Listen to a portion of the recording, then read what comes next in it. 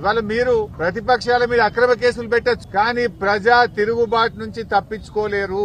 ఇవాళ నేను అడుగుతా ఉన్నా, ఎవరు జరిగినా బీఆర్ఎస్ కుట్ర అంటాడు. మొన్నటిదాకా నిరుద్యోగ యువత అశోక్ నగర్ లో ఎస్సీ ఎస్టీ బీసీలకు అన్యాయం జరుగుతా ఉంది, జీవో 29 రద్దు చేయండి అని చెప్పి అశోక్ నగర్ లో నిరుద్యోగ యువత రోడ్ల మీదకి వస్తే అది దాని వెనుక బీఆర్ఎస్ పార్టీ ఉందని రేవంత్ రెడ్డి గారు మాట్లాడుతూ ఉంటారు. రైతులు మా పత్తికి వరికి మద్దతు ధర రావడం లేదు, రైతు భరోసా రాలేదు, రైతులకు రుణమాఫీ కాలేదని రైతులు రోడ్ల మీదకి వస్తే బీఆర్ఎస్ పార్టీ రైతుల చేత ధర్నా చేయిస్తుందని ముఖ్యమంత్రి గారు మాట్లాడుతూ ఉంటారు. మా స్పెషల్ పోలీసులు, మాకు ఏక్ పోలీసింగ్ పద్ధతి కావాలి, మా సరెండర్ లీవులు మాకుండాలి, మమ్మల్ని ఇబ్బంది పెడుతున్నారని పోలీసులు రోడ్ల మీదకి వచ్చి ధర్నాలు చేస్తే దాని వెనుక బీఆర్ఎస్ పార్టీ కుట్ర ఉందని రేవంత్ రెడ్డి గారు మాట్లాడుతుంటారు. గురుకుల విద్యార్థులు ఈ పురుగులన్నం మేము తినలేకపోతా ఉన్నాం, మాకు నీళ్ల చారుతో మేము తినలేకపోతున్నాం అని గురుకుల విద్యార్థుల